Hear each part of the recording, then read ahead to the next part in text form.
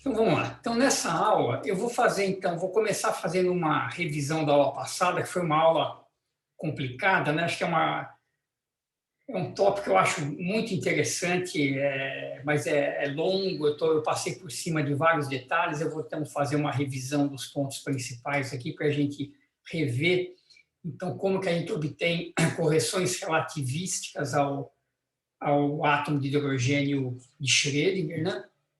E depois eu vou falar um pouco sobre o que a gente chama de estrutura hiperfina, que são novas correções que aparecem devido à existência do próton, né, do fato do hidrogênio não ser, de fato, uma partícula num campo central, mas esse é um problema de dois corpos, e os dois corpos têm spin, e esses spins interagem e provocam, então, correções adicionais. A aula não vai ser muito longa, então a gente vai, acho, ter tempo de parar em algum detalhe se vocês quiserem explorar um pouquinho mais. Então, vamos lá. Então, vamos só começar revendo a parte que a gente chama de estrutura fina, que são correções relativísticas devido ao problema de um corpo, né? E ignorando ainda a existência do próton. O próton só produz o potencial coulombiano nessa aproximação. Então, como que a gente fez? Então, a gente... deixa eu abrir aqui.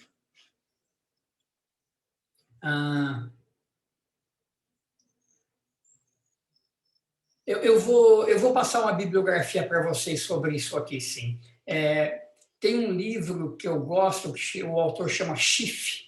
Eu vou ver direitinho e eu passo para vocês, onde ele faz esse desenvolvimento um pouquinho mais parecido com o que eu estou fazendo aqui, que no Cohen, a maneira com que ele introduz o livro do PISA também é possível que tenha assim. Porque o jeito que o Cohen faz é muito interessante, eu vou comentar hoje também, porque é um jeito mais assim, vamos dizer assim, heurístico de determinar essas correções, que é bem bacana também, porque dá uma visão mais física da origem desses termos, mas eu acho legal também ver que essas correções, na verdade, elas vêm de uma equação mais geral, né? E de fato, essa equação de Dirac para o potencial coulombiano, ela tem solução exata. Tá? Isso dá para resolver exatamente. O que não tem solução exata é o problema de dois corpos, né? Quando a gente inclui o próton também, aí é mais complicado. Mas então, qual que é a equação de Dirac? A ideia do Dirac foi tentar bolar uma equação que seja de primeira ordem no tempo, então IH cortado d psi dt igual a H psi, com o mesmo jeitão da equação de Schrödinger, e que fosse ao mesmo tempo invariante por transformações de Lorentz.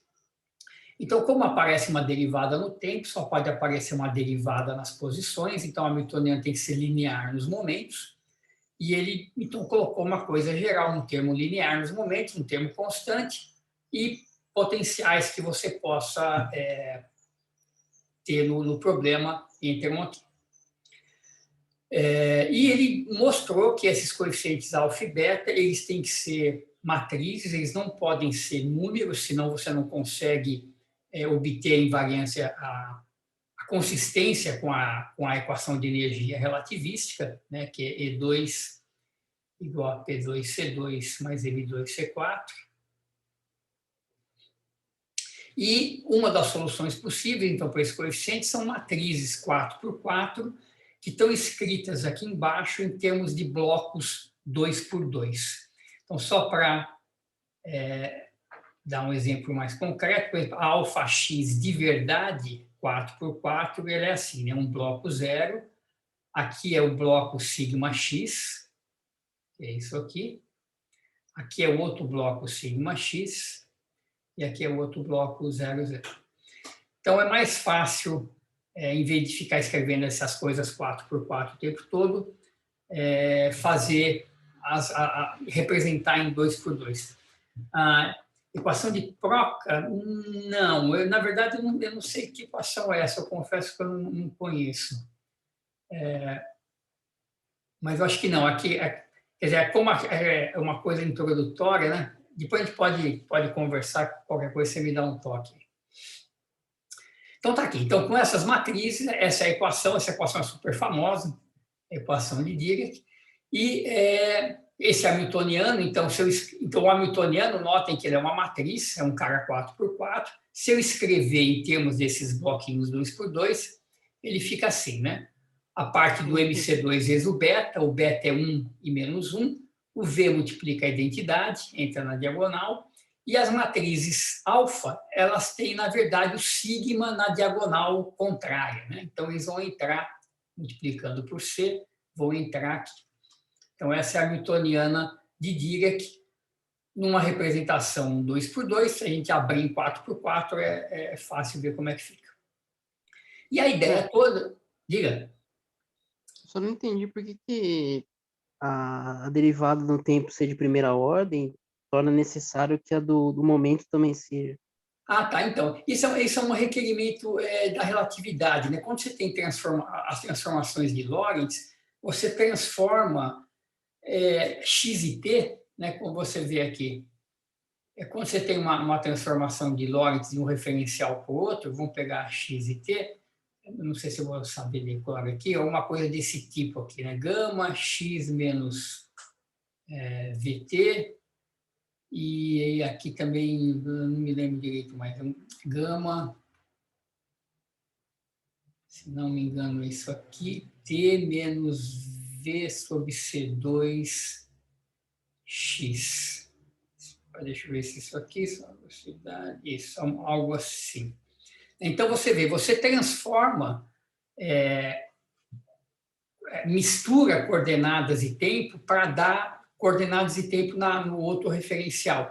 Então, se você tem uma coisa que entra de um lado T e do outro lado vai ter um D2, DX2, esse negócio aqui vai misturar todos esses caras e você... Né, porque qual que é a ideia? Né? A ideia é que essa equação de Dirac, IH cortado dψ dt igual a hψ, quando você muda de referencial, você tem que ver algo parecido. Você tem que ver uma equação no referencial inercial em relação ao seu referencial original, você tem que ver algo desse tipo aqui, ó.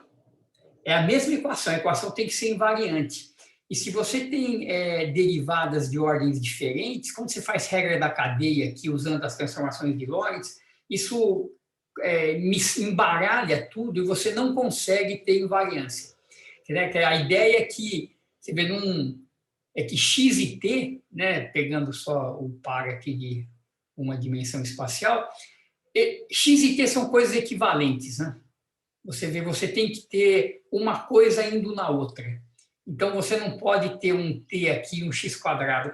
É fácil ver quando você tenta fazer a conta, a confusão que fica. Então você mostra que tudo que tem espaço e tempo tem que aparecer no mesmo pé de igualdade. Inclusive, essa equação essa daqui, né? Deixa eu escrever de novo aqui. A equação de Dirac, ela pode ser escrita num formato que é explicitamente invariante, né? Você tem aqui dψ dt e do outro lado você tem hψ, que é C alfa P mais beta MC2. Então, deixa eu passar isso aqui tudo para o mesmo lado. Menos C alfa escalar P,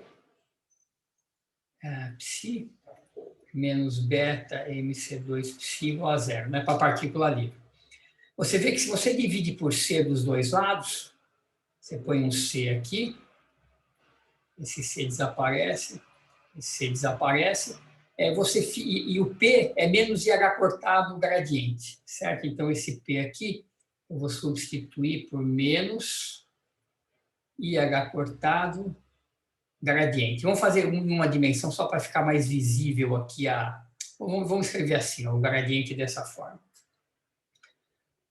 Então, você vê que aqui aparece CT, que é a coordenada zero da relatividade, e aqui aparece o X. Então, isso aqui é a mesma coisa aqui, H cortado, d psi de x, né, xmi, né, onde o xmi é ct, xyz, você está somando sobre todo o mi e está multiplicando.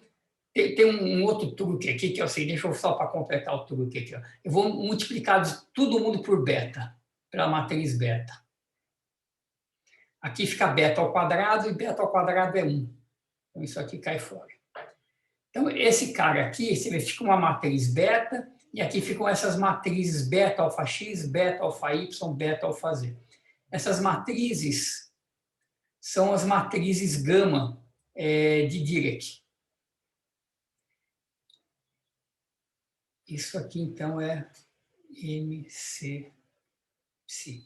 Então, gama 0 é a beta, gama 1 é beta alfa x e assim por diante. São novas matrizes. E você vê que você consegue uma notação de contração, né, mais compatível aí, né, com a teoria da relatividade, onde você pode mostrar invariância, etc.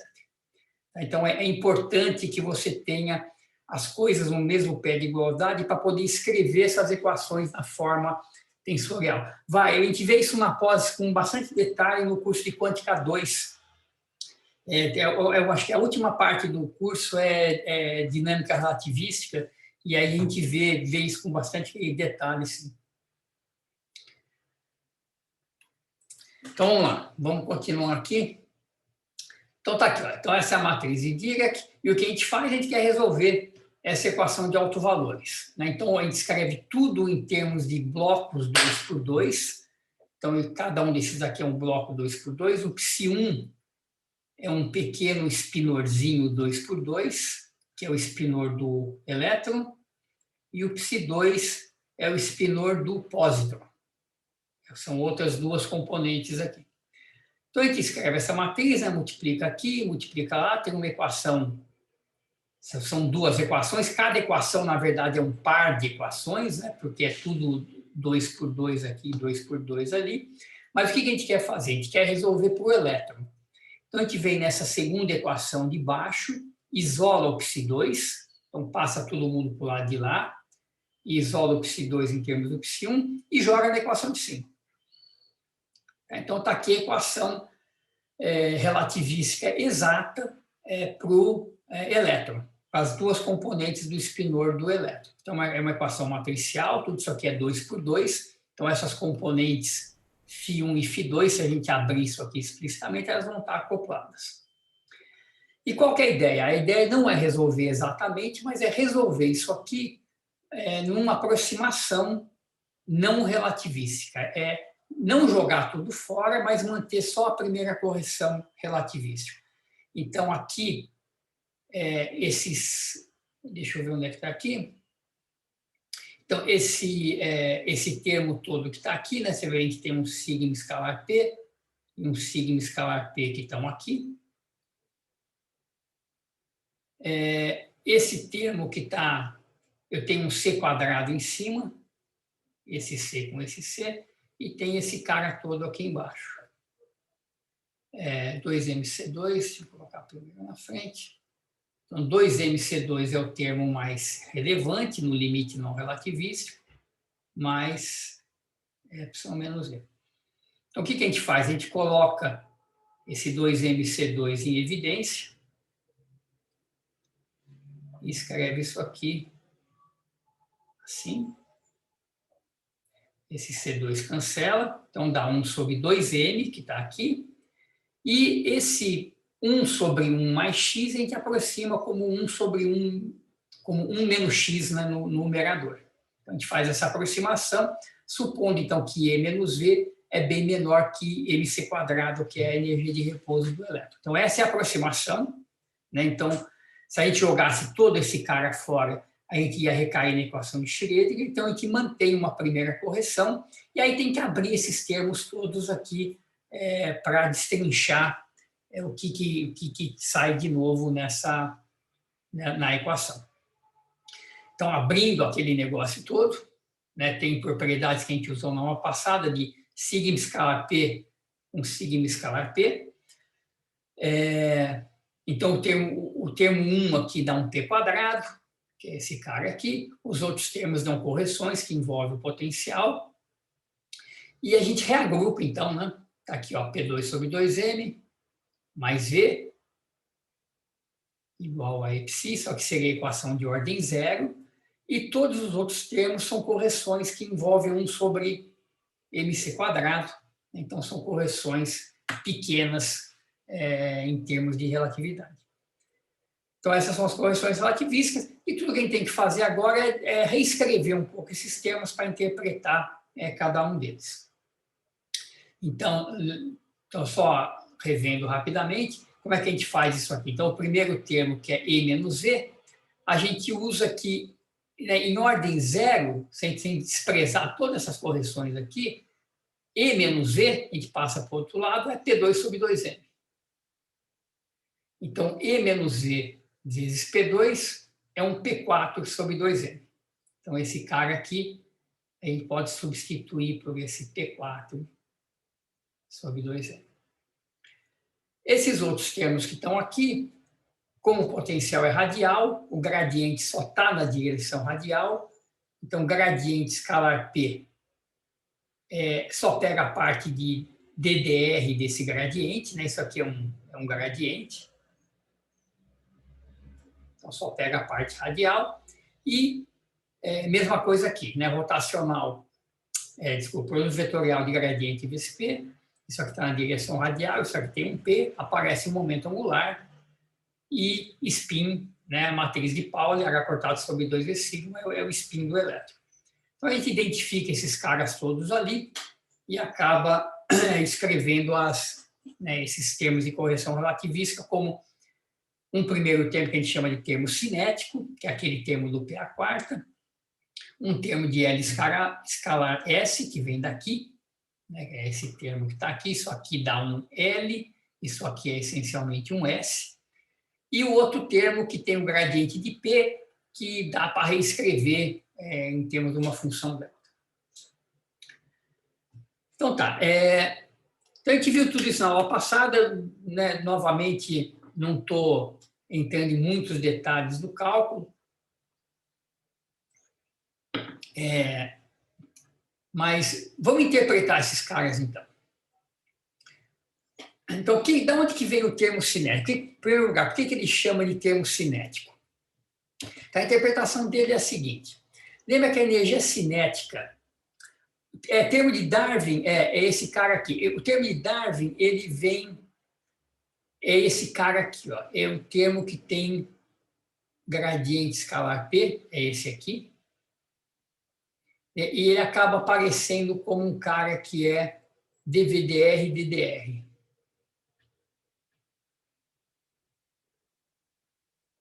DDR. E a ideia é que quando a gente vai estimar o valor esperado desse termo num estado de H0, então, para ver primeira ordem teoria de perturbação, a gente acaba ficando como integral da derivada da parte radial, acaba aparecendo uma integral de DDR de módulo quadrado da parte radial da função de onda, por causa desse DDR aqui. Então, a integral da derivada é a própria função, né? No infinito dá zero, no zero é o valor da função em zero. Então, o resultado disso acaba sendo o valor da função de onda calculado na origem, né? Por causa desse DDR que aparece.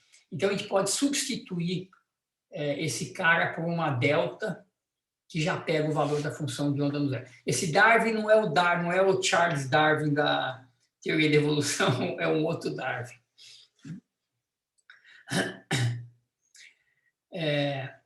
Então, olha só. Então, a energia cinética, o que ela é? A energia da partícula menos a energia de repouso. Né? Vamos pensar numa partícula livre. Né? Então, E é raiz de P2C2 menos M2C4. Se eu tirar a parte de energia de repouso, isso é energia cinética por definição. Esse termo aqui a gente pode expandir. Então, olha só, vamos olhar para essa raiz quadrada. Qual que é a ideia? É que o termo Deixa eu ver aqui. Aqui é mais, né? Aqui é um mais, depois eu corrijo. Qual que é a ideia desse termo? É que a energia de repouso no limite não relativístico é bem maior que PC. Então, a gente pode colocar MC2 em evidência, tira da raiz, e escreve isso assim, M2C4. Um dos Cs cancela, então aqui vai ficar C2 embaixo.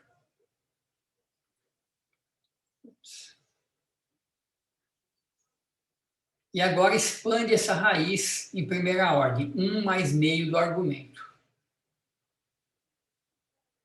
2M2C2, mais a correção de ordem superior, que agora não me lembro, mas é menos 1/4, se não me engano. Vamos fazer aqui. Vamos fazer essa expansão direitinho aqui, porque é legal interpretar esse termo direitinho. Deixa eu só me lembrar aqui, ó. Qual que é a expansão da raiz quadrada de 1 mais x? Então, em primeira ordem é 1. Em segunda ordem tem que derivar a raiz, né? 1 meio da raiz a menos 1 meio. Então, calculo em 0. Dá 1 meio de x, essa é a primeira correção. Derivada segunda, 1 mais x a menos 1 meio. Então, dá menos 1 meio. 1 mais x a 3 meios. Menos 3 meios. Então, é 1/4. Então, eu vou calcular isso aqui nos menos, né? Vou calcular no zero, então dá menos 1/4, mas tem 1 meio do 2 fatorial, então vai dar menos x2 sobre 8. Esse é o, então, é menos x2 sobre 8 é o próximo termo aqui. Então, menos x2 sobre 8. M², C². Então, o que a gente vai fazer? Eu vou pegar esse cara e vou subtrair MC2. Então, esse primeiro termo, MC2, cancela. O próximo termo é P2 sobre 2M. Então, MC2 com M2C2 sobra só um M. É a energia cinética não relativística. E o próximo termo, então, é menos P² sobre 8, M ao cubo, C². Tá? Então, esse cara aqui é exatamente o termo cinético que aparece aqui. Então, essa primeira correção é a correção relativística à energia cinética do elétron. Então, por isso que ele chama termo cinético. Então, a gente pode, né, se a gente quiser fazer uma coisa um pouco mais não formal, a gente pode falar, olha, eu vou simplesmente substituir P2 sobre 2M por P2 sobre 2M menos P² sobre 8M3C2, porque eu vou incluir uma correção não relativística de energia cinética e a gente já pega aquele termo. Então, qual que é a ordem de grandeza dessa correção cinética? Então, vamos calcular WMV, que é esse cara aqui, dividido por H0, né? Mais ou menos, só para a gente ter uma ideia de quão pequeno ele é comparado com H0. Então, está aqui, ó.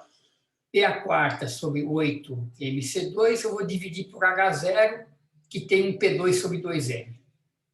Tá? Só para dividir um pelo outro. Eu estou pegando só a energia cinética, mas só para ter uma ordem de grandeza. Então, aqui, ó, cancela um P2, fica P2 em cima, fica 4M2C2. Como P é MV, o M2 cancela, fica 1/4 de V2 sobre C2, que tem uma cara mesmo de correção relativística. Quanto que vale isso aqui para o elétron, né? Para um elétron no átomo de hidrogênio, quanto que vale V2 sobre C2? Então, aí é legal, vou fazer essa conta aqui separada, usar o modelo de Bohr para a gente estimar esse cara. Então, eu quero saber quanto que é V2 sobre C2 para o átomo de hidrogênio, por exemplo, no estado fundamental. Então, vamos usar o modelo de Bohr para estimar isso aqui, que é mais fácil.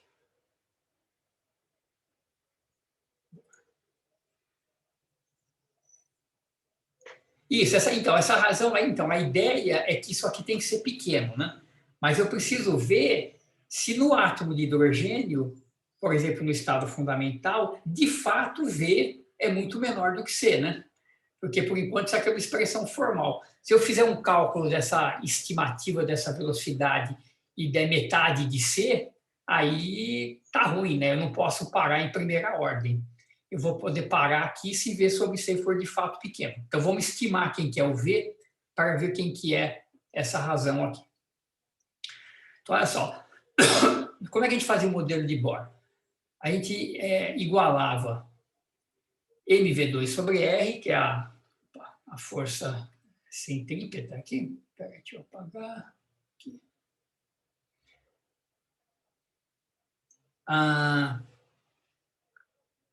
Não. Tá. Não, aqui, quer dizer, aqui é uma ordem de grandeza, né? O H0, você vê de fato, né? Ele é P2 sobre 2m e tem o potencial. Então, eu estou desprezando esse cara e comparando só com P2 sobre 2m. Por que eu posso fazer isso, né? É porque, em média, o valor médio da energia cinética e da energia potencial numa órbita circular, por exemplo, é da mesma magnitude.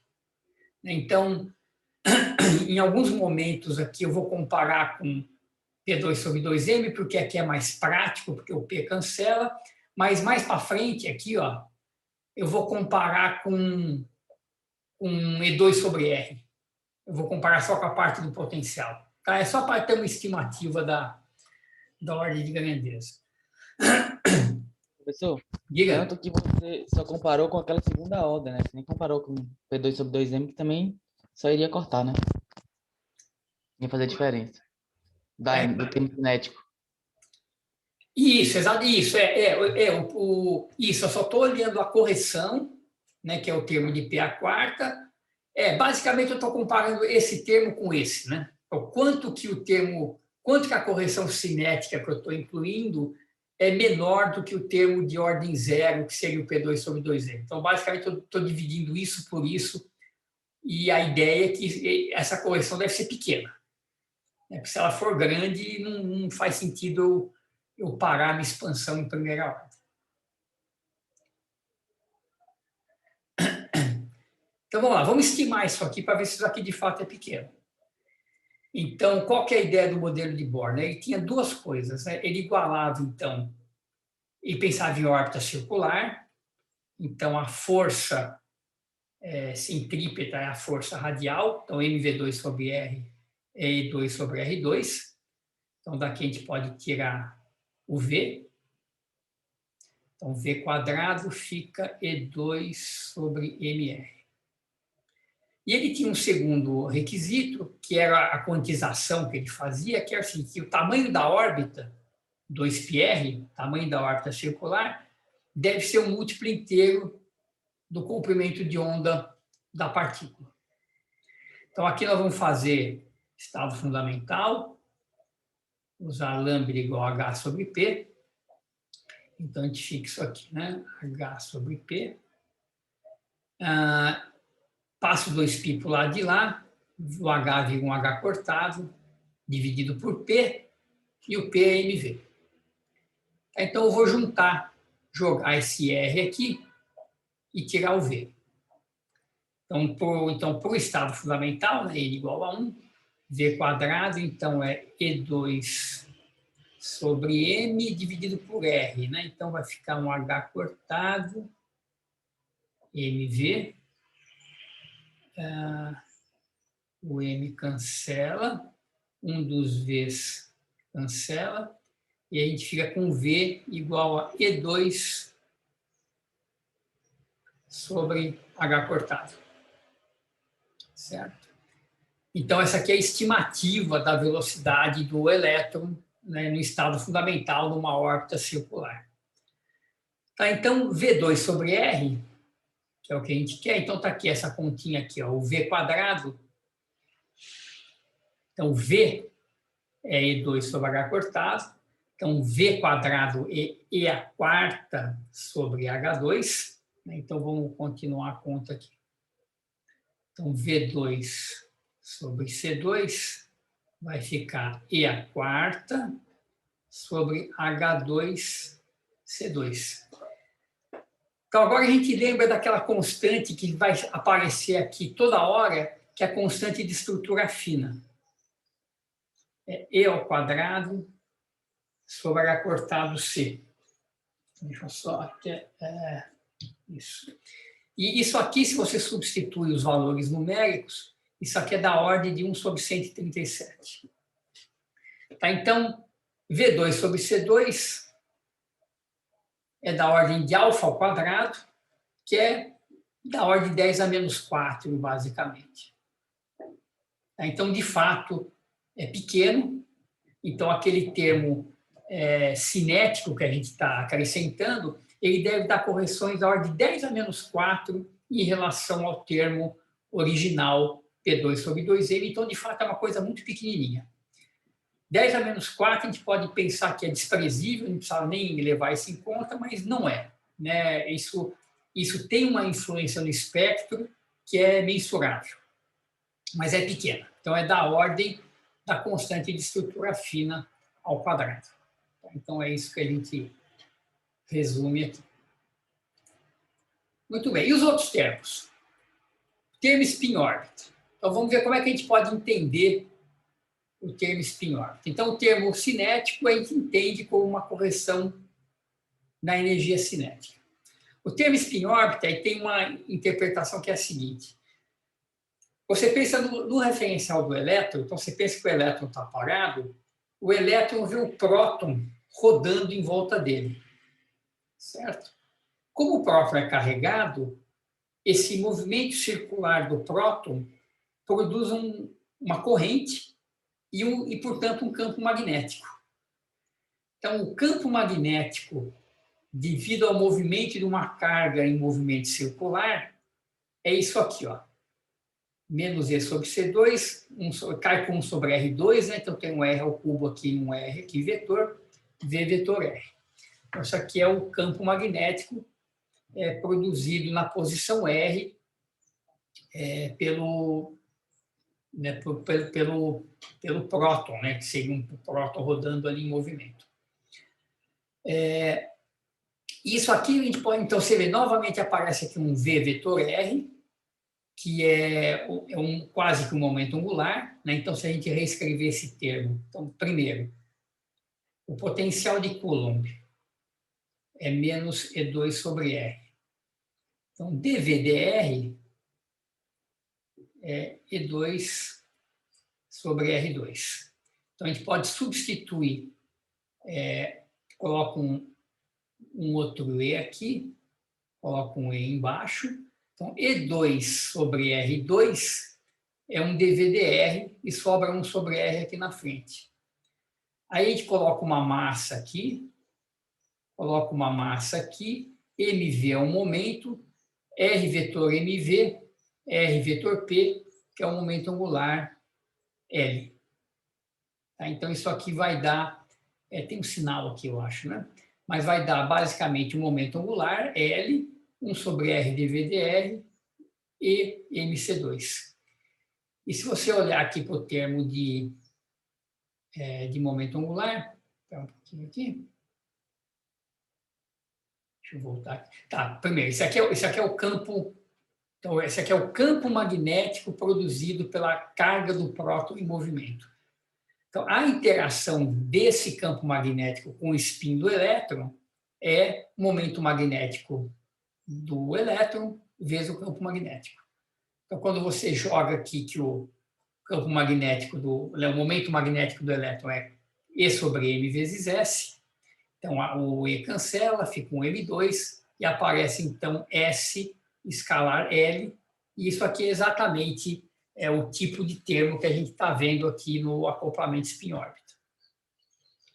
Tá? Então, esse acoplamento spin-órbita ele pode ser interpretado como tendo a origem na interação entre o spin do elétron e o campo magnético produzido pelo movimento relativo do próton. Tá? Então, essa é a origem física desse termo spin-órbita. E Se a gente quiser estimar, então, a ordem de grandeza dele, qual que é a magnitude desse cara, então, em relação a H0, como a gente fez para a energia cinética, então eu vou pegar aqui ó, o termo de interação. Onde é que ele está aqui?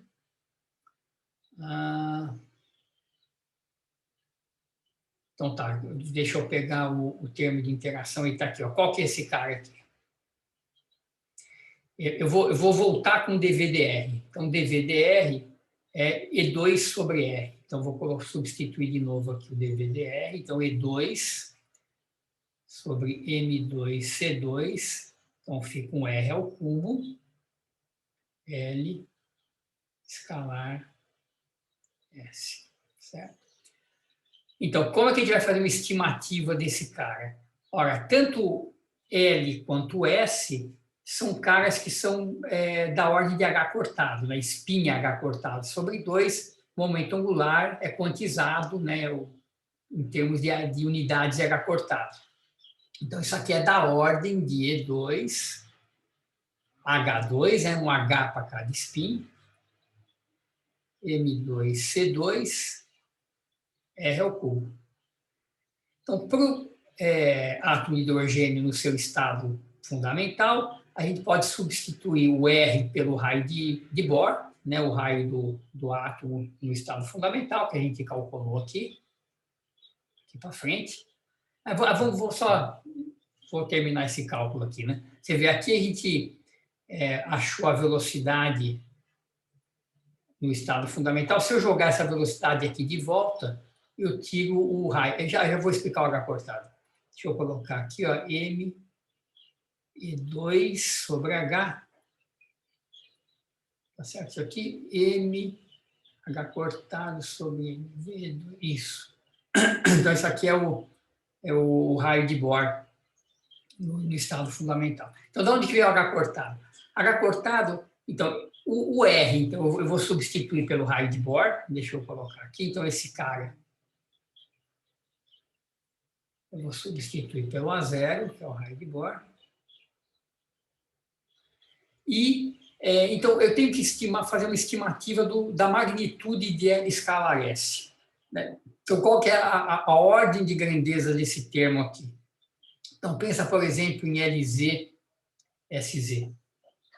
Então, SZ é da ordem de H cortado sobre 2, mais ou menos H cortado sobre 2, e LZ é 0 ou 1 H cortado, ou 2 H cortado, mas é da ordem de H cortado. São alguns H cortados, né, para o momento angular de um elétron ali na sua órbita. Então, isso aqui é da ordem de H cortado ao quadrado. Tá? Um H cortado para cada H. Deixa eu só ver aqui. Isso. Então, tá aqui. Então, eu vou comparar esse cara, é a ordem de grandeza do termo spin-órbita, eu vou dividir pelo H0, mas agora eu vou escolher dividir pela parte do potencial. Né? É uma escolha novamente. Aqui eu vou... Onde é que tá? Aqui eu vou falar que o H0 é da ordem de E2 sobre R. Só para... Não, isso aqui é tudo assim, bem qualitativo, né?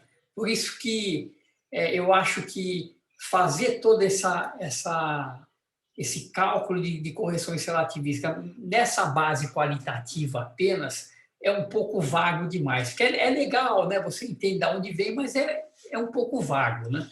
Então, quando você faz a conta direitinho relativística, fica mais bonitinho, aí você pode interpretar desse jeito. Eu concordo com o Rodrigo.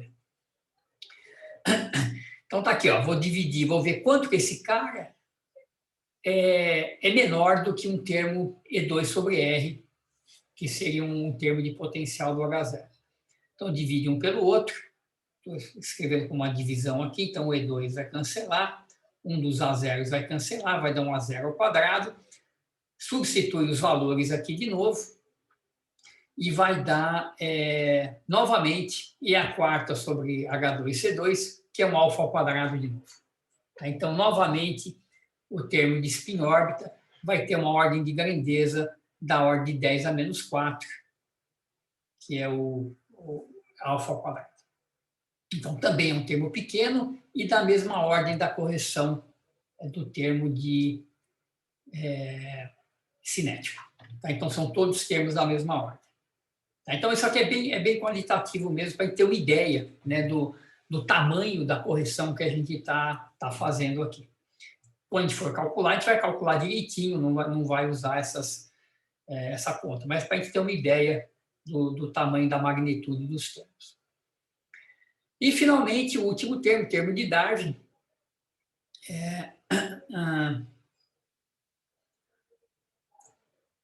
Então, no referencial do próton, pois é uma coisa curiosa, né? No referencial do próton, ele está na verdade, no referencial do próton é o elétron que produz um campo magnético, né? Pelo seu movimento, e esse campo magnético do elétron vai interagir com o spin do próton, né? As coisas se invertem, né? Então, é um pouco curioso mesmo essa interpretação aqui, né? Mas eu não sei se a gente inverter todas as coisas, é pensar que você tem o elétron gerando um campo magnético, esse campo magnético vai interagir com o próton, só que aí inverte, né? Porque o spin que aparece aqui vai ser o spin. Esse L vai ser. É confuso. Eu concordo com você que isso aqui é uma coisa qualitativa, um pouco difícil até de engolir, né? Mas, enfim, dá uma ideia que você obtém um termo que é muito parecido, né, com o que você está vendo ali na expansão relativística, mas eu gosto de não apresentar isso dessa forma em geral. Por isso que eu prefiro fazer a conta toda e depois a gente só dá uma analisada aqui. Não, o LS sumiu porque eu usei que ele é SH2 aqui, ó. Tá, é a ordem de grandeza. Tá, então, tanto L quanto S são da ordem de H cortado. Então, L vezes S tem da ordem de H2. Tá? Então, é essa a estimativa que a gente faz aqui.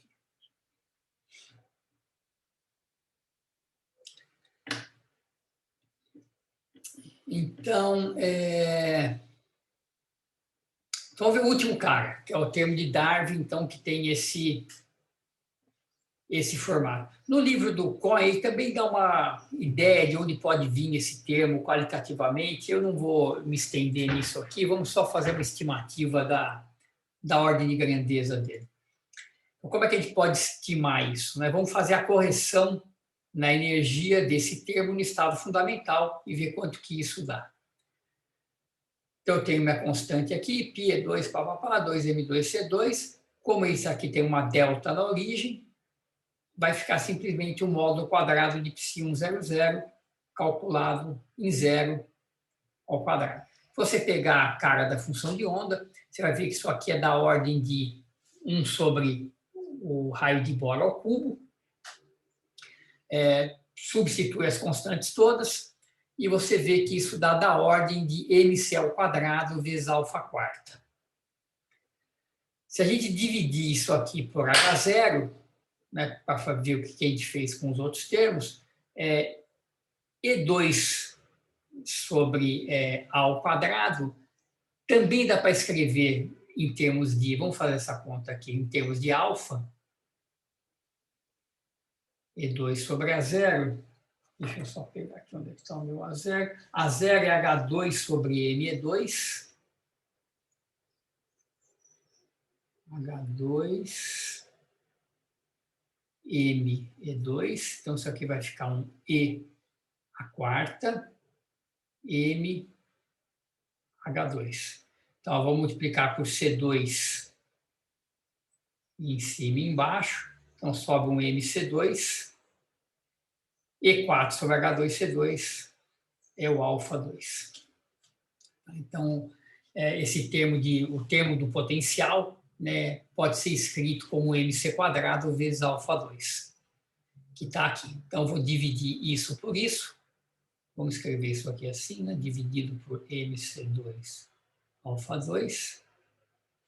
Então, cancela o MC2 e dá alfa 2 de novo. Tá? Então, todos esses termos são da ordem de 10 a menos 4 dos termos não relativísticos. Então, todos são correções pequenas e da mesma ordem. Tá? Isso que é o importante aqui. Então, na aula que vem, eu vou calcular isso aqui no estado N igual a 2 do átomo de hidrogênio, que é o estado que tem degenerescência 4, né? Tem o L igual a 1 e o L igual a 0. A gente vai fazer, então, esse cálculo de cada um desses efeitos direitinho, bonitinho. A gente vai levar todos eles em conta, porque eles têm todos a mesma ordem de grandeza. Certo? Então, muito bem. Então, deixa eu falar um pouquinho, para fechar essa parte, da estrutura hiperfina. E aqui vai ser bem qualitativo mesmo, para a gente ver como que esses novos termos aparecem devido ao spin do próton.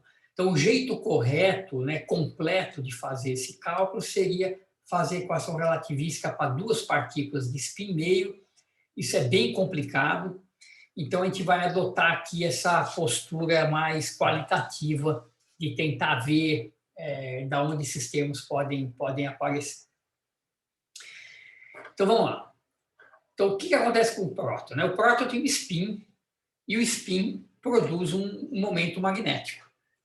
Então, você vê, em geral, quando você tem uma partícula com spin, o momento magnético que essa partícula produz, ela é carga sobre massa, vezes o seu spin, e aqui aparece aquele fator giromagnético, vou chamar de G. Para o elétron, G igual a 2, da ordem de 2. Para o próton, esse cara é maior, é 5,6. Tá, mas o spin gera um momento magnético. O momento magnético, por sua vez, gera um campo magnético. Tá? E esse campo magnético interage com o elétron. Tá? Então, o momento magnético do próton, ele está aqui, ele é... Deixa eu reescrever isso aqui, ó. Esse μn, você vê, tem um μn sobre H cortado. O μn, quando eu tiro o H cortado aqui, ele é Q. Na verdade tem um 2 aqui, eu acho. Isso. Q sobre 2 massa do próton, tem o seu fator giromagnético e o spin do próton. Então, ele segue essa forma geral. O livro, às vezes, usa o momento magnético, que é simplesmente essa constante que aparece aqui, é menos um H cortado. Tá? Mas o momento magnético é basicamente proporcional ao spin do próton, com essas constantes aqui na frente. O spin do próton, eu vou chamar de I, é um spin meio também. Muito bem, qual que é o campo magnético gerado por esse cara aqui? Então, esse é um momento magnético. O momento magnético, ele gera um campo magnético, B igual a rotacional de A, e o A tem essa relação aqui com o momento magnético. Da onde vem tudo isso? Da onde vem essas expressões todas? Essas expressões vêm do seguinte, depois eu vou passar para vocês uma referência. Se você tem, por exemplo, aqui no espaço, uma região próxima da origem, onde você tem cargas em movimento, você tem correntes se movimentando aqui numa região pequena do espaço, e, portanto, essas correntes geram um campo magnético, e você quer avaliar o campo magnético num ponto R, longe dessa corrente. Então, é uma distribuição de correntes localizadas, e você está querendo ver qual que é o efeito dessas correntes localizadas num ponto R, longe aqui da origem. Se você faz essa conta, expande, então, dizendo que o R é muito maior do que a região onde está a corrente, você chega nisso, que o campo magnético aqui, primeiro, ele sempre pode ser escrito como rotacional de um A, e esse A é escrito dessa forma, μ0 sobre 4μ, m vetor R sobre R ao cubo, onde esse M é o momento magnético dessa distribuição de correntes, que, deixa eu só escrever isso aqui para vocês, só um segundo aqui, para eu poder... Onde é que está isso aqui? Aqui, já sei onde é que está, é aqui.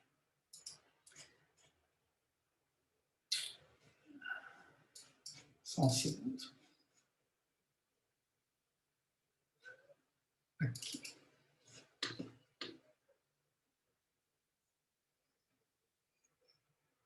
Aqui. Então, esse M, né, classicamente, se você fizer uma distribuição de corrente e tudo, ele é dado pela 1/2 da integral de R vetor J d3R. Então, J é a corrente, você integra isso aqui nessa região da corrente, isso aqui define o momento magnético, e o potencial vetor é escrito dessa forma, em termos dessa integral localizada.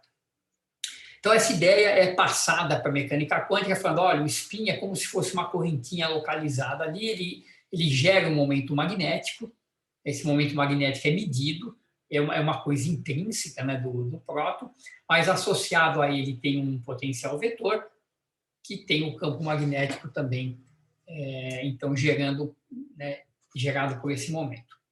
Então, tem essas relações complicadas, né? Então, veja só, eu tenho um momento magnético que é proporcional ao spin, que é esse cara aqui. Esse momento magnético gera um potencial vetor ao qual está associado um campo magnético. Muito bem. Esse campo magnético, o que ele faz? Ora, ele vai interagir com o momento orbital do elétron, né? Então, lembra quando você tem um campo magnético externo sobre uma partícula carregada, é assim que ele se acopla. Então, onde você tem P, fica P menos carga vezes o campo. E, além disso, ele interage com o spin do elétron. Qual que é a interação de um campo magnético com spin? É M escalar B. Então, essa aqui é a interação desse campo com o spin, e essa aqui é a interação desse campo com o movimento orbital do elétron. Então, a interação, o campo magnético do próton, ele entra em dois lugares aqui. Tá? E a gente tem que abrir esses caras e ver que correções, então, isso vai trazer para a newtoniana. Então, o momento magnético aqui do elétron, novamente, ele deixa eu escrever isso aqui explicitamente, ele é Q sobre 2m S vezes o seu fator giromagnético, que é 2 para o elétron. Então, isso aqui é Q sobre m S. Então, fica escrito em termos dessas constantes todas, né? Quando colocar o μB aqui, o 2 cancela, H cortado cancela, Q sobre 2m vezes S. Então, você tem o campo magnético interagindo com o spin e interagindo com a órbita do elétron. Então, como é que a gente abre esses termos? Então, em primeiro lugar, eu tenho uma série de continhas aqui, eu vou fazer algumas delas para vocês, para a gente ver como é que elas funcionam. Primeiro, esse potencial vetor que a gente tem aqui, ele tem um divergente nulo. Então, como é que a gente mostra isso? Então, como que eu calculo o divergente do potencial vetor?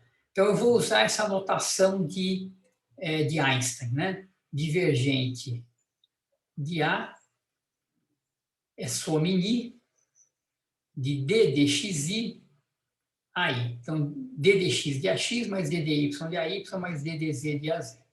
Então, eu escrevo assim, ó, DI AI somado em I, que é o índice repetido. Por sua vez, o A é um produto vetorial. Então, A, vamos pegar ele aqui de novo, μ0 sobre 4π, M vetor R sobre R ao cubo. μ0 sobre 4π, que na verdade eu esqueci de colocar constante, m vetor r sobre r ao cubo. Faltou o μ0 sobre 4π, eu esqueci de multiplicar aqui. Então, como que eu posso escrever esse produto vetorial aqui? Então, eu vou escrever também em termos de componentes. Então, a componente, deixa eu apagar isso aqui. Então, a componente I do potencial vetor é a componente I desse produto vetorial. Então, tem 1 sobre R ao cubo, e eu escrevo isso aqui como epsilon IJK RJ MK, somado em J e somado em K. Então, epsilon é aquele tensor antissimétrico. Então, está aqui, ó, a menos o 4π que eu esqueci. Então, estou colocando aqui, ó, epsilon IJK, na verdade é ao contrário, MJ, né? Eu inverti aqui.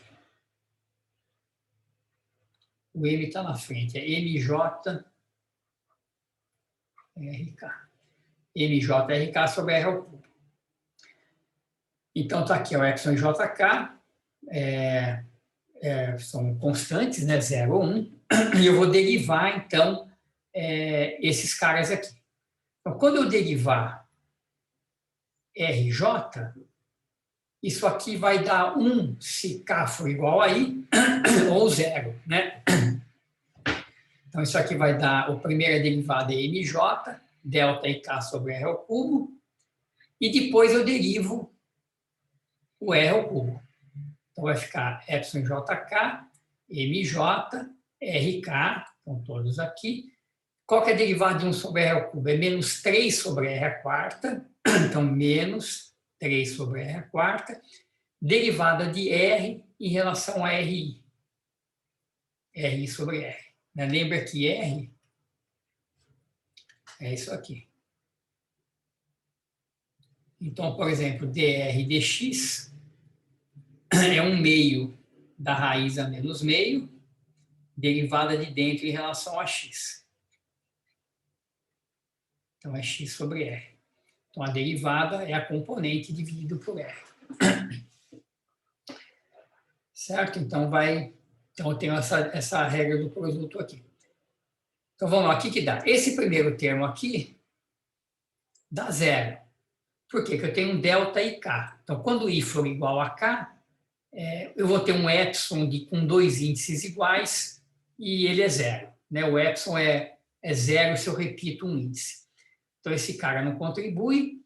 Esse segundo termo vai dar, então, menos 3 sobre R à quinta, RI, epsilon IJK, MJRK. Então, quem que é esse termo aqui? Vamos reinterpretar. Menos 3 sobre R à quinta. Isso aqui é um produto escalar de R com a componente I desse produto vetorial. Certo? Então, isso aqui é R escalar M vetor R. E como o produto vetorial é perpendicular a R, quando eu faço produto escalar com R, isso aqui dá 0. Tá? Então, o divergente de A é 0. Esse aqui é um potencial vetor cujo divergente é 0. Está clara essa conta aqui?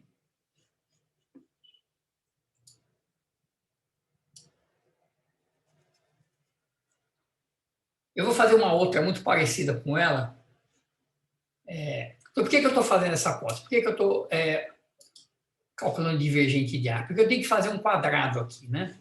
Então, você vê, esse termo do H0, ele tem P ao quadrado, vamos ver, P ao quadrado é o termo de ordem 0, aí eu vou ter P escalar A menos A escalar P, e eu vou ter um termo de A ao quadrado. Então, o termo P escalar A mais A escalar P, então o P é um operador de divergente, né? Então, esse cara aqui vai ser divergente de A, né? E vai ter coisas aqui na frente que isso aqui vai estar aplicado numa função de onda. Então, esse termo eu posso escrever como divergente de A escalar psi mais A escalar gradiente de psi. Isso aqui é zero. E, portanto, esse termo é igual a esse. Fica A escalar P. Então, como o divergente é zero, esses dois termos são iguais, eu não preciso me preocupar com o fato deles não comutarem, e eu posso escolher escrever duas vezes isso ou duas vezes isso, que dá na mesma. Então, aqui eu estou escolhendo escrever como duas vezes esse primeiro termo, então sobe o fator meio, menos Q sobre M, P escalar A, substituo o A, P escalar A, está aqui o A de novo, M escalar R sobre R ao cubo, μ0 sobre 4π. P escalar esse produto vetorial eu posso rodar, né, ciclicamente, passo o M para cá, passo o P para frente, aparece aqui um momento angular, R vetor P, e eu tenho então um termo novamente do tipo acoplamento spin-órbita, só que agora acoplamento do spin do núcleo com a órbita do elétron. Então, a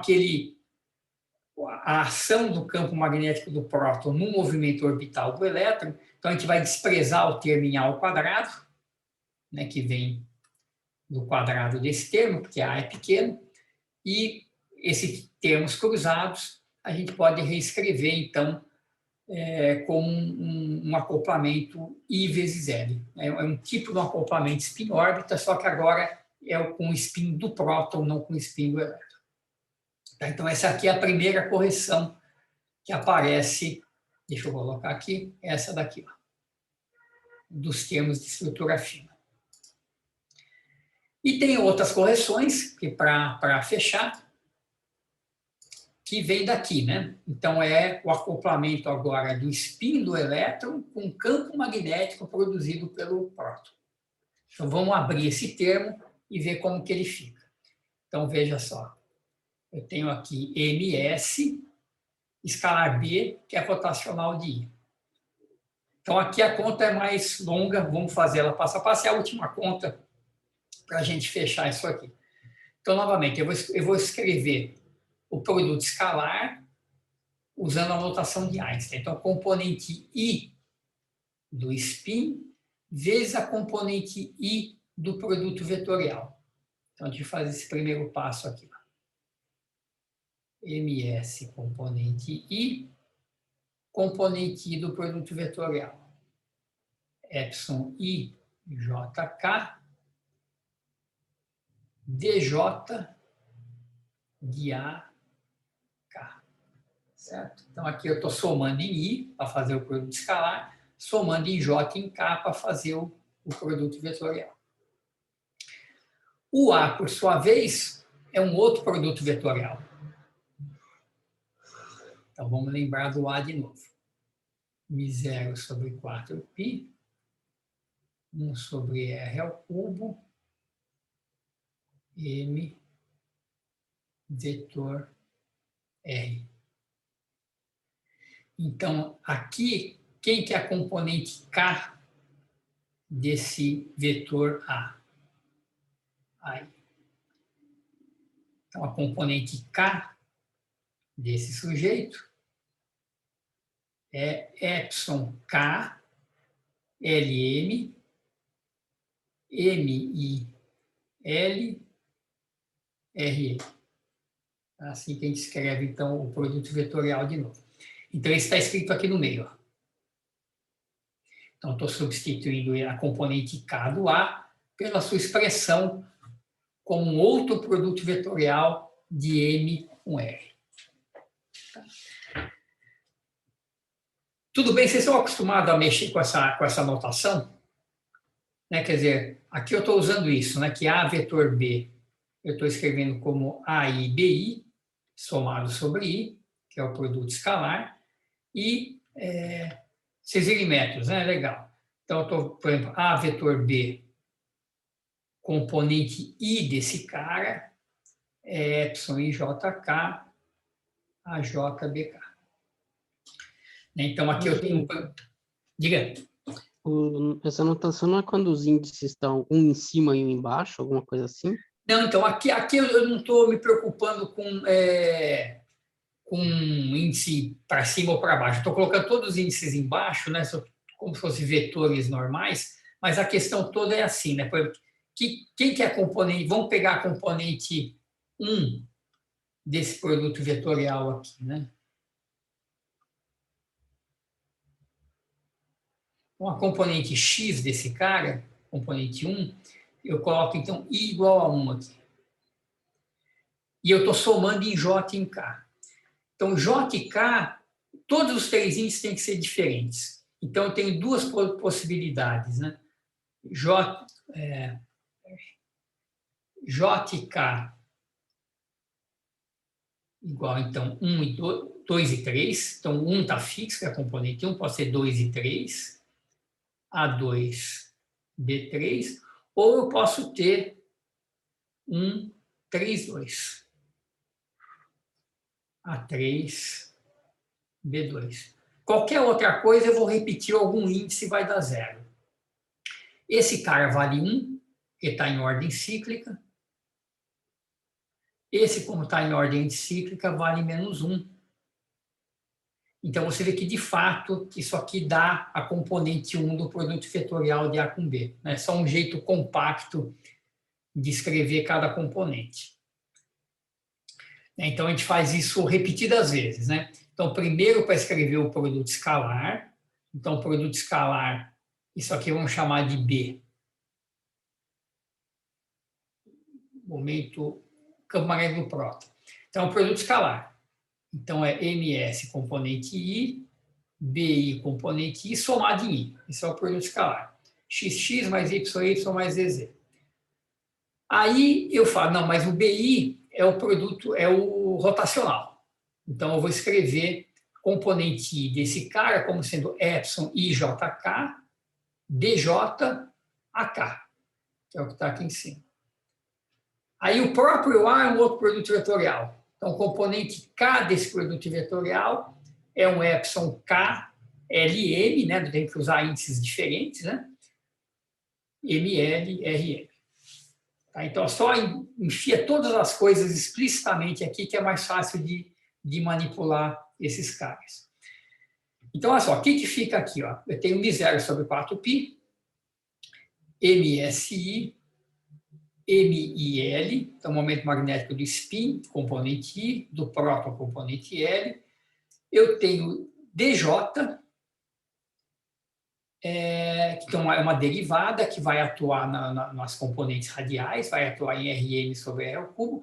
E aqui a gente tinha epsilon IJK, epsilon KLM. O que acontece é que tem uma relação importante, que o produto de 2 epsilon, quando você soma em K, que é esse índice aqui do meio, ele dá esses produtos de delta. Então, essa soma em K dos 2 epsilon produz esses deltas aqui. Delta IM, delta JL, menos os deltas trocados. Então, isso aqui é uma propriedade desses tensores antissimétricos aqui. E quando ele tem delta, é muito mais fácil já de trabalhar. Então, a soma em K produz os deltas. E agora vamos trabalhar com esses deltas. Então, vamos ver esse primeiro termo aqui. Então, μ0 sobre 4π. Então, M vai ficar igual a I, L vai ficar igual a J. Então, esse L aqui vira J, DDJ, e esse M vira I. Então, DDJ de R sobre R ao cubo. Então, esse é o que faz esses deltas. Faz M virar I, faz J virar L. Esses outros aqui, o que ele vai fazer? Ele vai fazer L virar I, então esse L aqui vira I, e o M vira J. Tá? Então, a gente produz 2 termos, que eu vou chamar de T1 e T2, que eu vou dar mais uma arrumada neles no último slide para fechar a cara desses acoplamentos. Então, vamos calcular cada um deles separadamente. Então, está aqui o T1. T1 é isso aqui, só copiei de volta aqui. Então, eu tenho uma derivada, E eu tenho que fazer essa derivada do quociente aqui. Então, μ0 sobre 4π, MSI, MIJ. Então, primeiro eu derivo R, dj dRi, é ΔJ sobre R ao cubo. Derivada de 1 sobre R ao cubo é menos 3 sobre R à quarta, dr dj, que é RJ sobre outro R, dá um R à quinta. Né? Lembra que sempre dr dRJ, né, que é o dj de R, isso aqui é RJ sobre R. Onde é que está essa conta que a gente fez aqui? Né? O R é isso, quando se deriva, vai um R para baixo, acaba caindo a componente dividido por R. Então, está aqui. Então, esse outro termo, quando se deriva aqui embaixo, dá menos 3 sobre R à quarta, com esse R aqui fica um R à quinta, R e RJ. Então, esse é o resultado do termo 1, que eu já vou simplificar um pouquinho mais daqui a pouco. O termo 2 dá zero. Vamos ver que o termo 2 dá zero e depois a gente volta para o 1. Então, está aqui o termo 2. É I dj dRJ sobre R ao cubo. Então, vamos ver. Primeiro eu derivo aqui em cima. Quanto que dá dj de RJ?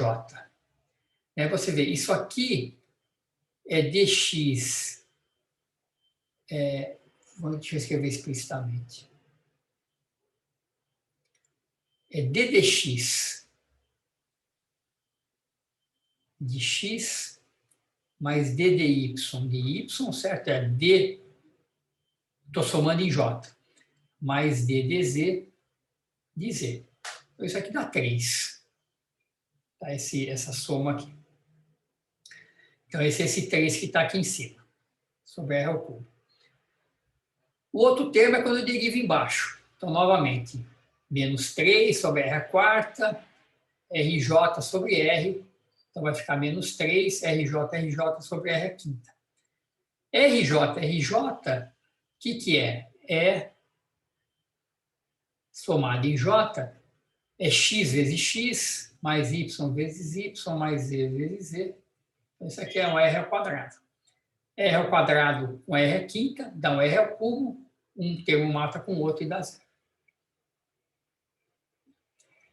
Então, dessa confusão toda que aparece aqui, o segundo termo dá zero, o primeiro termo acaba ficando com essa carga e agora a gente pode fechar a conta. Então, olha só, então isso aqui, voltando para o zero, né, é isso que nós estamos calculando, é o ms escalar b. Então, o que deu? Deu só o primeiro termo, μ0 sobre 4π. Então, vamos ver as duas contribuições. A primeira tem um R ao cubo, que está aqui, e fica ΔJ. Né? Então, deixa eu abrir vamos abrir esse termo, é o último termo para a gente fechar a aula. Vou fazer ele com um pouco mais de cuidado. Então, eu tenho... Deixa eu só olhar aqui. μ0 sobre 4π.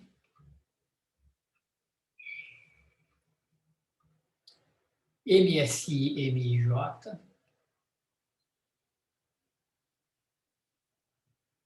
SI, não, é elétron e próton. E aí vai ter ΔJ sobre R ao cubo. Todo índice repetido está somado. Menos 3RJ sobre R à quinta.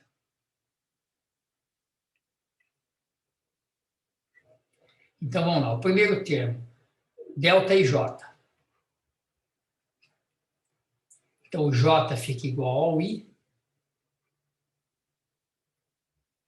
E tem o R ao cubo aqui embaixo. Então, o que é isso aqui? É o produto escalar de MS com MI.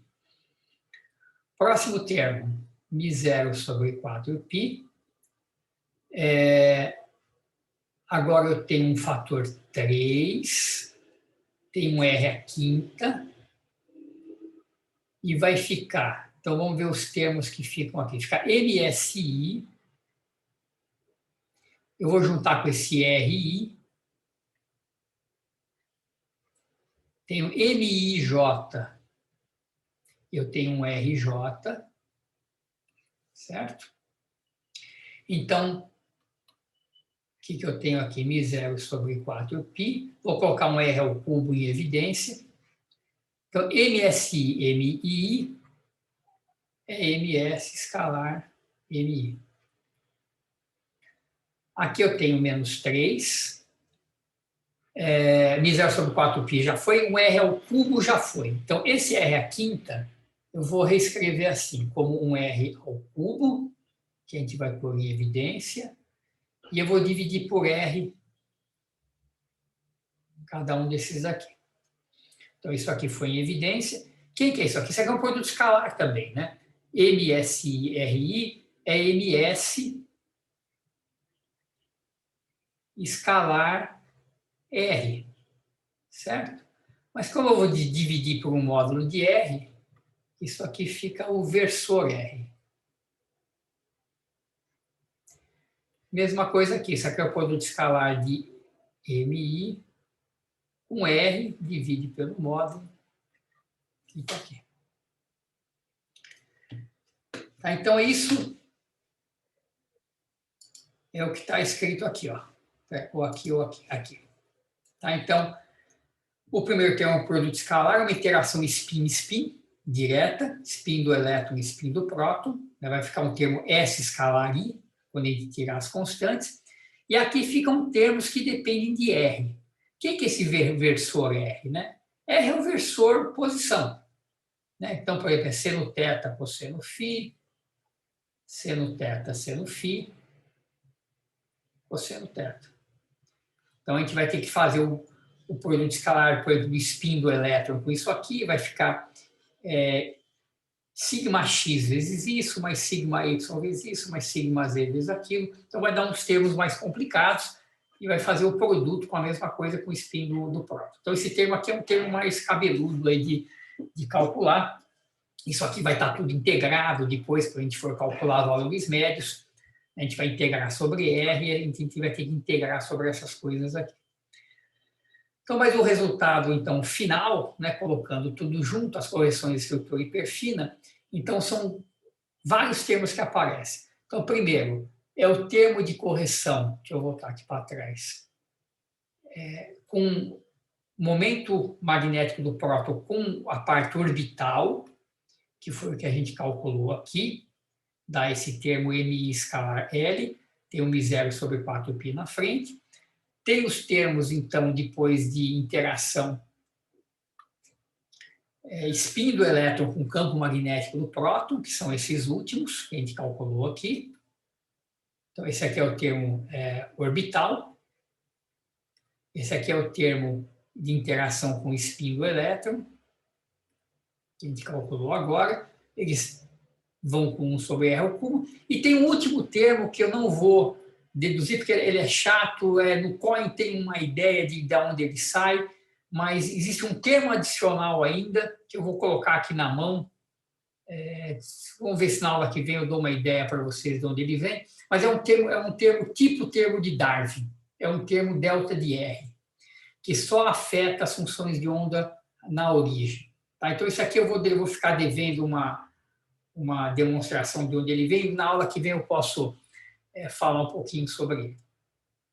Tá, mas então tem esses caras aqui, que são os termos de estrutura hiperfina, e deixa eu só ver só mais uma coisinha rápida aqui.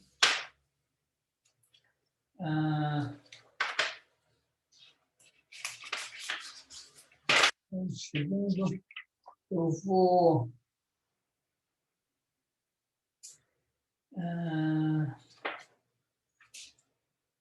Isso, esses caras, então qual que é? Depois a gente vai estimar a ordem de grandezas desses termos também, e eles vão ser, então, correção hiperfina dividido por H0, né, a estimativa que a gente fez com a estrutura fina, isso aqui também vai ser da ordem de alfa ao quadrado, só que vezes um fator que envolve a massa do elétron dividido pela massa do próton. Tá? Então, isso aqui é um cara da ordem de 10 a menos 4 devido ao alfa-2, mas tem um fator adicional aqui, 10 a menos 3, devido à relação de massas entre o próton e o elétron. A massa do próton aparece aqui em todo lugar que tem o MI. Então, esse cara é muito pequeno, é bem menor do que o outro, mas ainda assim ele é um cara mensurável e importante. Então é isso, né? Quer dizer, resumindo, né? A gente vai na semana que vem calcular o efeito disso, que é interessante. Então, o hamiltoniano de hidrogênio ficou o nosso H0, né? Que são o hamiltoniano de Schrödinger, basicamente. Correções de estrutura fina, mais correções de estrutura hiperfina. Então, esses caras de estrutura fina são esses três aqui. E os de estrutura hiperfina são esse bando de termos que a gente deduziu aqui embaixo. Tá? Então, é bem complicado, né? Isso aqui é da ordem de alfa-2 vezes H0. Esse aqui é da ordem de alfa-2 razão das massas vezes H0. Então, são termos realmente pequenos. A gente vai tratar com teoria de perturbação e ver como que isso quebra algumas degenerescências do hidrogênio, que são linhas espectrais importantes. E a gente calcula isso a semana que vem. Certo? Então, tá aí, é complicado, né? Mas eu acho que então, a origem desses termos são correções relativísticas, a origem desses outros termos são o fato de que o próton tem um momento magnético, esse momento magnético gera um campo magnético, e esse campo magnético, então, afeta tanto o movimento orbital, como interage com o spin do elétron também.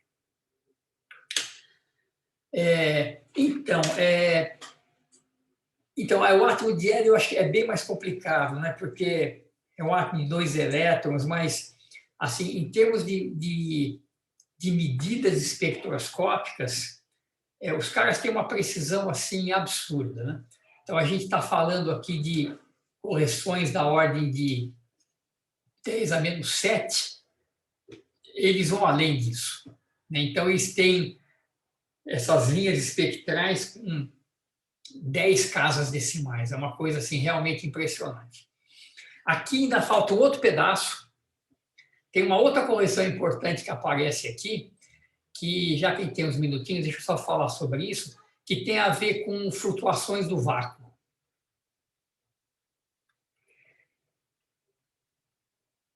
E a ideia é a seguinte, né? O átomo de hidrogênio ele é um sistema de duas cargas, certo? Você tem uma carga positiva, você tem uma carga negativa, e cargas em movimento, sei lá, de alguma forma, necessariamente produzem campos eletromagnéticos, certo? Então, não tem como você dissociar um átomo carregado do campo eletromagnético. Então, você pode pensar assim, olha, o meu hamiltoniano, vamos pensar até no H0, né? Ele, na verdade, é o hamiltoniano de uma partícula num campo magnético, mais o potencial, e eu não tenho muito como não escrever esse campo magnético. Eu tenho cargas, as cargas produzem campo, o campo interage com a carga, tem um feedback aí meio complicado. E você pode falar, olha, tudo bem, o estado fundamental desse sistema deve ser, então, o elétron no seu estado fundamental, né, no nível fundamental do átomo de hidrogênio, vamos escrever assim, e o campo eletromagnético com 0 fótons. Não tem fóton nenhum no sistema, né? Então, o estado do sistema geral é um estado produto, onde o elétron vai para o seu estado fundamental e o campo eletromagnético fica sem fótons. Tá? Isso aqui, então, resolveria meu problema. Mas isso não é verdade, isso não pode acontecer. porque tem sempre um acoplamento entre o movimento eletrônico e o campo magnético. Tem um P escalar A que aparece aqui, e o estado fundamental, o hamiltoniano não é um produto, né? Aqui eu teria aqui ainda hamiltoniano do campo eletromagnético. A hamiltoniana tem sempre um acoplamento entre a parte do campo eletromagnético e a parte cinética. Não tem como evitar. Então, a função de onda não pode ser um produto. Então, isso aqui gera uma certa correção por causa desse acoplamento intrínseco que aparece, e isso tem um efeito nos níveis de energia também. Então, depois eu posso comentar um pouquinho mais sobre isso, mas então tem mais coisa faltando ainda aqui no hidrogênio que a gente não está colocando e que também é medido experimentalmente. Deixa eu... Então, acho que é isso. Vamos parar por aqui por hoje. Então, qual que é a ideia? Então, a teoria quântica de campos aparece pelo seguinte: você tem que quantizar o campo eletromagnético, né? O campo, esses campos E e B que a gente está colocando aqui no sistema, por exemplo, esse campo magnético criado pelo próton, que eu estou escrevendo aqui. Isso aqui é um campo clássico. Na verdade, o campo eletromagnético ele também é quantizado. O quantum de campo eletromagnético é o fóton. Então, a hamiltoniana do campo eletromagnético clássico, né, é alguma coisa que envolve E2 mais B2, é uma coisa assim. É uma integral das densidades de campo para você descrever uma hamiltoniana do campo eletromagnético.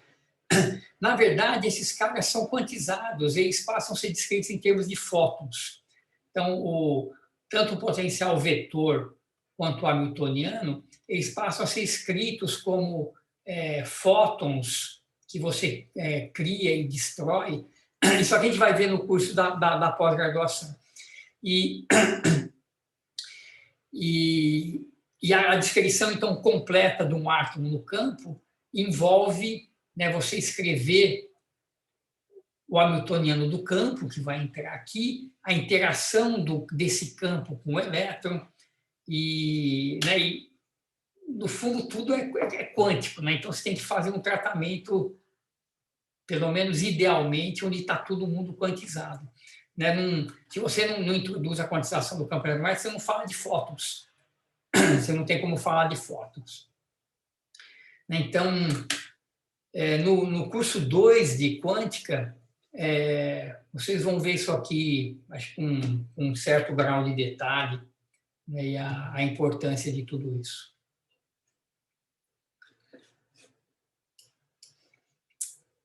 Certo? Então, muito bem.